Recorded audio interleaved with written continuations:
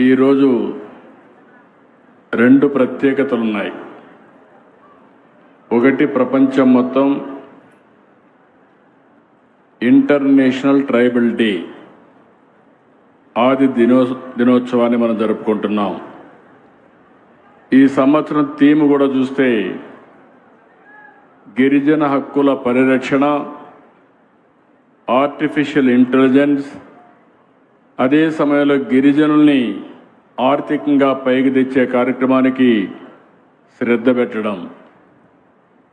రెండో ఫంక్షన్ మనం చూస్తే రాఖీ పండుగ.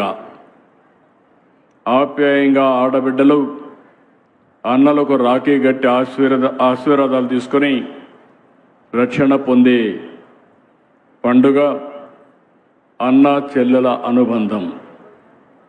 ఇలాంటి పవిత్రమైన రోజున నేను పాడేరుకు రావడం నా అదృష్టంగా భావిస్తున్నానని చెప్పి కూడా నేను మీకు తెలియజేస్తున్నాను. ఈ కార్యక్రమానికి హాజరైనటువంటి మంత్రివర్యాలు, గిరిజన మహిళ సంధ్యారాణి గారు, మాజీ శాసనసభ్యురాలు గిడ్డి ఈశ్వరి గారు, ఈరోజు నేను కొత్తగా ఒక కార్యక్రమాన్ని బంగారు కుటుంబం మార్గదర్శి, నేను ఎప్పుడు కూడా ఒకటే అనుకున్నాను, నేను కష్టపడేది డబ్బులుండే వాళ్ళ కోసం కాదు, నేను కష్టపడేది మారుమూల ఉండే ఇలాంటి పేద కుటుంబాల కోసం కష్టపడుతున్నాను తప్ప ఇంకోటి కాదు.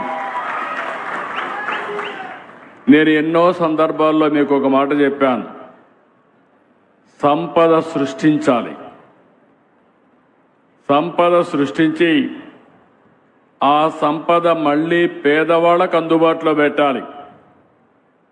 డబ్బులుండే వాళ్ళతో సమానంగా పేదవాళ్ళు కూడా మెరుగైన జీవన ప్రమాణాలుంటే అదే నిజమైన సమాజం. ఆ సమాజం కోసమే నా జీవితాంతం ఈ పేదవాళ్ళని పైకి తీసుకురావడానికే కష్టపడతాను, అంకితం చేస్తానని మరొక్కసారి ఈ పవిత్రమైన రోజున మీకు విజ్ఞప్తి చేస్తున్నా. ఇక్కడ మీరు చూస్తే కుమారి మణి, బంగారు కుటుంబం, గిరిజ, ఇక్కడ మార్గదర్శిని కూడా ఇంట్రడ్యూస్ చేస్తున్నాను. ఇది ఒక సంకల్పం మాత్రం, దీన్ని నిరంతరం పైకి తీసుకుపోయే బాధ్యత ప్రభుత్వం ఇచ్చే అన్ని పనులు ఇస్తాం. అదే సమయంలో నేను ఆలోచించేది, ఎవరైతే సమాజం వల్ల పైకొచ్చిన వ్యక్తులు తిరిగి సమాజానికి ఇవ్వాల్సిన బాధ్యత వాళ్ళకుంది. ఒకప్పుడు జన్మభూమి తీసుకొచ్చాం, ఆ రోజు సమాజం కోసం, గ్రామం కోసం పనులు చేశారు. ఈరోజు P4 public private peoples partnership కింద కుటుంబాల్ని అడాప్ట్ చేసుకుని మిమ్మల్ని పైకి తీసుకొచ్చే బాధ్యత వాళ్ళకు అప్పచెప్పి ఎప్పటికప్పుడు నేను మానిటర్ చేస్తా. నేనిచ్చే కార్యక్రమాలన్నీ ఇస్తున్నా, ఆ విషయం కూడా మీరు గుర్తుపెట్టుకోవాలి. ఈరోజు ప్రభుత్వం వెనక్కిపోవడం లేదు. సూపర్ 6 ఆ రోజు నేను చెప్పా, ఈరోజు సూపర్ హిట్ చేశానా లేదా మీరే ఆలోచించండి. చేశారంటే గట్టిగా చప్పట్లు కూడా చెప్పండి. ఈ మారుమూల పాడేరులో అది చూసినప్పుడు ఒక ఆనందం. ఇక్కడుండే గిరిజన సోదరులకు, అక్కా చెల్లెళ్లకు అందరికీ మరొక్కసారి నమస్కారాలు. ఈరోజు ఇక్కడికి వచ్చినప్పుడు మీ ముఖంలో ఆనందం చూడాలని వచ్చాను. మాటలతో ఆనందం రాదు, చేష్టలతో ఆనందం వస్తుంది. అలాంటి పనులు చేసి మళ్ళీ మీ ఆశీర్వాదానికి వచ్చానని చెప్పి మరొక్కసారి మీ అందరికీ విజ్ఞప్తి చేస్తున్నా. గతంలో 1-2 సార్లు కార్యక్రమాలు పెట్టుకుంటే వాతావరణం అనుకూలించలేదు, అందువల్ల రాలేకపోయాం. కానీ నాకెప్పుడు కూడా ఈ ప్రాంతానికి వచ్చినప్పుడు ఒక ఆనందం, మిమ్మల్ని చూస్తే ఒక ధైర్యం కూడా వస్తుంది. ఏజెన్సీ అంటే దేవుడు సృష్టించిన ఒక అద్భుతం ఇది. మీరు ఆ విషయం మీరు గుర్తుపెట్టుకోవాలి. నేను హెలికాప్టర్లో వస్తూ ఆ కొండలు చూసినప్పుడు మళ్ళీ ఒక జన్మ ఉంటే ఇక్కడ పుట్టాలి, ఇక్కడ ఉండాలనే విధంగా ఈ కార్యక్రమాలు అద్భుతంగా ఉన్నాయి. ఒక ఆహ్లాదకరమైన, స్వచ్ఛమైన, అందమైన ఆ కొండలే కాదు, ఏజెన్సీ అంటే మంచి మనసుండే ప్రజలు కూడా, మీరందరినీ నేను చూస్తున్న మంచి మనసుండే ప్రజలు.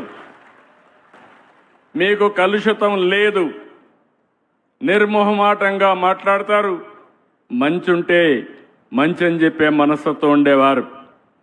ఆదివాసులంటే గుర్తుకొచ్చేది సహజ నైపుణ్యం, సామర్థ్యం, మన సంస్కృతి, భారతీయ మూలాలు. ఇప్పుడే నేను చూశాను మీ పండుగలు.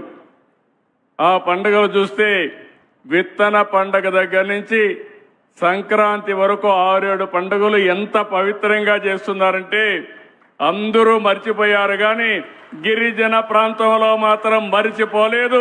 దీనికి హ్యాండ్స్ ఆఫ్. ఆదివాసులు, గిరిజనులు అభివృద్ధి చెందితేనే రాష్ట్రం కూడా అభివృద్ధి చెందుతుంది. అందుకే నేను ఒక మాట చెప్పాను, ఈ ప్రాంతం పేదరికం కాదు, సంపద కావలసిన అన్ని వస్తువులున్నాయి. కానీ ఈ ప్రాంతాన్ని పేదరికంగా చేసింది పాలకులు అనుకోకుండా సరిగా చేయలేదు కాబట్టి మీకు ఇబ్బందులు వస్తున్నాయి.